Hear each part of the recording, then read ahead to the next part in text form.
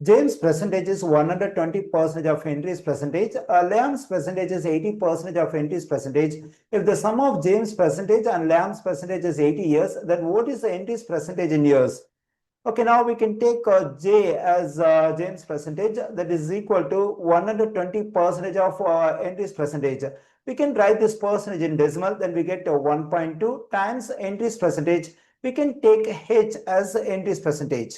Okay, now let's consider the second information, that is Liam's percentage is 80% of Henry's percentage. Then we can take L as Liam's percentage, that is equal to the decimal form of 80% is 0.8 times Henry's percentage, that is H, 0.8 times H.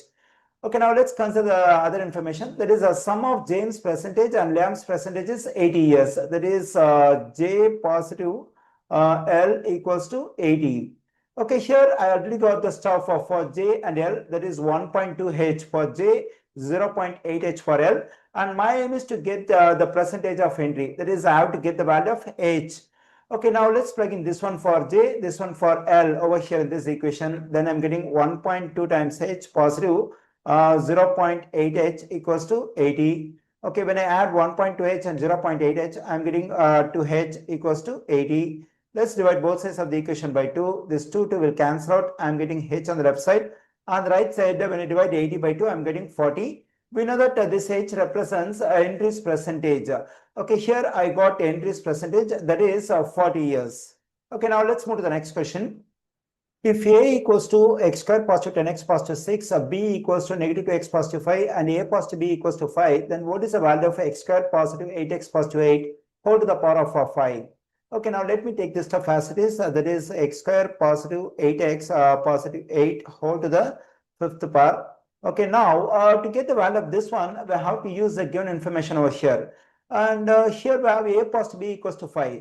So now to get the value of this expression, we have to write this stuff over here in terms of this A positive B, so that we can plug in this 5 for A positive B. Okay, when I consider A over here, we have x squared positive 10x positive 6, and we have x squared over here.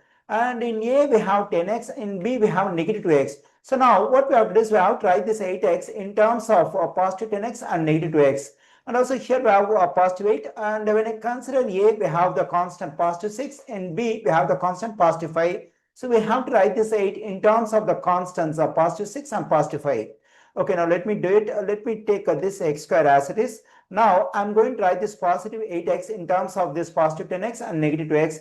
Okay, now we can write this positive 8x as a positive 10x negative 2x. The simplification of this one is equal to positive 8x. Now we can write this positive 8 in terms of positive 6 and positive 5. Okay, then we can take positive 6 or positive 5. Okay, when I add positive 6 and positive 5, I'm getting positive 11. But here we have positive 8. Okay, now let's take negative 3. So that the simplification of this one is equal to positive 8. Now we can take the exponent over here, 5. Now this stuff is equal to the expression we have over here inside the parenthesis, because here we have x squared, x squared. The simplification of this one is equal to positive 8x. The simplification of this one is equal to positive 8. Okay, now we can take x square. Let's take this positive 10x and this 6. Then we have x square positive 10x positive 6. Now let's take this negative 2x positive 5. Then we have negative 2x positive 5. Then we can take this negative 3 whole to the fifth power. Okay, for this one, we can take A because we have the stuff over here. Okay, let me do it. Then we have A. For this stuff, for negative 2x positive 5, we can take B. We have positive B. We can take this negative 3 as it is, whole to the fifth power. Already we have value for A positive B, that is 5. We can plug in this 5 for A positive B over here. Then we get 5 negative 3 whole to the fifth power. Okay, the value of this 5 to negative 3 is 2. Then we have 2 to the fifth power. We know that the value of 2 to the fifth power is 32. Here I got the value of this expression. Its value is 32. Okay, let's move to the next problem. X-axis, y-axis and a line 4x positive 3y equals to 12 form a right triangle. What is the length of the perpendicular line segment drawn from the origin to the hypotenuse? Okay, first we have to draw a right triangle in the xy plane. Let's find the x-intercept and y-intercept of the given line. Okay, so let me take the given line as it is. That is 4x positive 3y equals to 12. Now to get the x-intercept of this line, I have to plug in y equals to 0. When I plug in y equals to 0 over here in this equation, this 3y will become 0. Then we have 4x equals to 12. When I divide both sides of this equation by 4, I am getting x equals to 3. Here I got the x-intercept, that is 3, 0. Now let's find the y-intercept. To get the y-intercept, I have to plug in x equals to 0. When I plug in x equals to 0, this 4x will become 0. Then we have 3y equals to 12. Let's divide both sides of this equation by 3. Then we have y equals to 4. We have the y-intercept 0, 4. Okay, now let me draw an xy plane over here. Okay, this is y-axis, this is x-axis. Let me mark it x-axis over here, y-axis. Okay, now let me take the value 3 on the x-axis over here, 4 on the y-axis over here. Let me mark the x-intercept over here, that is 3, 0, and the y-intercept of the line over here, that is 0, 4. Now let's connect the x-intercept and y-intercept to get the given line. Okay, here right triangle is formed with x-axis, y-axis, and the given line. We have right angle over here because always x-axis and y-axis will intersect at right angle. The length of this side of the triangle is 3 units. The length of this side of the triangle is 4 units. We know that this is hypotenuse because it is opposite to the right angle. Okay, here this triangle is a 3, 4, 5 right triangle. That is in a right triangle, apart from the hypotenuse, for the remaining two legs, when we have the lengths 3 and 4, then the length of the hypotenuse has to be 5. Or we can use Pythagorean theorem to get the length of the hypotenuse. Okay, here we can consider this 3 as the base, 4 as the height, and we can get the area of this triangle. Okay, let me do it. So we know the formula to get area of a triangle, that is base times height divided by 2. Here the base of the triangle is 3, height of the triangle is 4 divided by 2. That is equal to 12 divided by 2, which is 6 square units. Let me write the stuff over here. Okay, here I got the area of the right triangle over here. And our aim is to find the length of the perpendicular line segment drawn from the origin to the hypotenuse. Okay, first let me draw a perpendicular line segment from the origin to the hypotenuse over here. Since this is a line segment, perpendicular line segment drawn from the origin to the hypotenuse, it will intersect the hypotenuse at right angle over here. And this is a line segment drawn from one of the vertices to the opposite side of the triangle. Whenever we draw a line segment from one of the vertices to the opposite side, and also the line segment intersects the opposite side at right angle, we can consider this line segment as the height of the triangle. When I consider this one as the height of the triangle, then we have to consider this is the base of the triangle. Okay, now let's assume the length of the perpendicular line segment drawn from the origin to the hypotenuse as just k. Okay, now the height of the triangle is k, the base of the triangle is pi.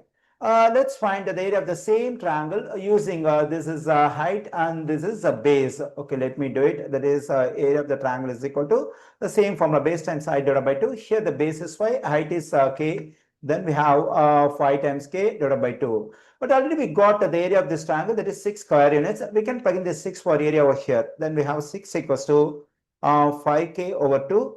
And our aim is to solve for k in this equation, which gives the length of the perpendicular line segment drawn from the origin to the hypotenuse. Let's multiply both sides of the equation by the reciprocal of this fraction, which is 2 over 5. Okay, let me do it times 2 over 5. Okay, here this 5 will cancel, this 2 will cancel out. Then we get 12 over 5. 2 times 6 is 12. We get 12 over 5 equals to k. When I divide 12 by 5, I am getting 2.4. Here I got the value of k, that is the length of the perpendicular line segment drawn from the origin to the hypotenuse, that is 2.4 units. We find 2.4 units in answer choice C. The correct answer choice for this question is C. Okay, we can move to the next problem. 5x squared positive 13x positive k equals to 0. In the quadratic equation above, k is a constant. If one root of the equation is a reciprocal of the other, then which of the following is the value of k? For example, I take 3 as one of the roots of the given quadratic equation. Then what is the other root? It has to be the reciprocal of this 3, that is 1 over 3. According to the information we have over here, that is one root of the equation is the reciprocal of the other. Okay, now what is the product of the two roots we have over here? Let's multiply 3 and 1 over 3. Here this 3 will cancel out, we get the result 1. Okay, for any quadratic equation, if one root is a reciprocal of the other, then the product of the two roots of the quadratic equation is 1. Okay, now let me consider a quadratic equation standard form, that is ax squared positive bx positive c equals to 0. When we have a quadratic equation standard form like this one, there is a formula to get the product of the roots. To get the product of the two roots, we have to divide the constant c by the coefficient of x squared, that is c over a. So this is a formula we have to get the product of the two roots of a quadratic equation when we have the equation in standard form. Okay, when I consider the given quadratic equation, it is in standard form. So now to get the product of the two roots of this quadratic equation, we can use this formula. Okay, here to get the value of c, we have to consider the constant over here, that is k, and it has to be divided by the value of a, which is a coefficient of x squared. In this case, it's 5. Okay, now I got the product of the two roots of the given quadratic equation. It must be equal to 1 because there is an information, one root of the equation is the reciprocal of the other. Okay, now we have to solve for k in this one. For that, we have to multiply both sides of this equation by 5. Okay, let me do it. Then this 5 will cancel out. We have k on the left side. On the right side, 1 times 5 is 5. Okay, the value of k is 5. We find 5 in answer choice B. The correct answer choice for this question is B. Okay, let's move to the next question. The average of the percentages of 3 persons is 50 years. 10 years ago, their ages were in the ratio 7 to 8 to 9. Which of the following represents the percentages of 3 persons in years? Okay, here we have the ratio of the ages of 3 persons 10 years ago, that is 7 to 8 to 9. Okay, let me write the stuff over here. 10 years ago, their ages were in the ratio 7 to 8 to 9. Now, from this ratio, if I want to get the ages of 3 persons 10 years ago, I have to multiply the terms of the ratio by the same non-zero number, say x. When I multiply the first term 7 by x, I am getting 7x. When I multiply the second term by x, I am getting 8x. When I multiply the third term by x, I am getting 9x. So these are the ages of 3 persons 10 years ago. Now to get the present ages of 3 persons, I have to add 10 to each of these three quantities. Okay, when I add 10 to this 7x, I am getting 7x positive 10. When I add 10 to this 8x, I am getting 8x positive 10. Then I am getting 9x positive 10. Here I got the percentages of 3 persons in terms of x. Now my aim is to get the value of x. Once I get the value of x, I can plug in over here to get the percentages of 3 persons. Let's consider the information we have over here. That is the average of the percentages of 3 persons is 50 years. Okay, now let's find the average of the percentages of the 3 persons we have over here. For that, we have to add all these three quantities and divide by 3. Okay, let me do it. That is 7x positive 10, positive 8x positive 10, positive 9x positive 10. Now to get the average, we have to divide the sum by 3. So this is the average of the percentages of 3 persons. Already we have value for this one, that is 50 years. Now we can equate this one to 50. Okay, now let's multiply both sides of the equation by 3 to get the denominator on the left side. This 3 will cancel out. Okay, now let's combine the like terms we have over here. When I combine 7x, positive 8x and positive 9x, I am getting 24x. Okay, when I combine positive 10 and positive 10, I am getting positive 30. On the right side, 50 times 3 is 150. Okay, now let me subtract 30 from both sides of this equation. This positive 30, negative 30 will cancel out. I am getting 24x equals to, here we get 120. Let's divide both sides of this equation by 24. Okay, here this 24 will cancel out. We have x on the left side. When I divide 120 by 24, I am getting 5. Here I got the value of x. Now let's plug in x equals to 5 over here to get the percentages of 3 persons. Okay, when I plug in x equals to 5 over here, I am getting 7 times 5, 35. 35 positive 10, 45. That is 45 years is the percentage of the first person. Let's plug in x equals to 5 over here. 8 times 5 is 40. 40 positive 10 is 50.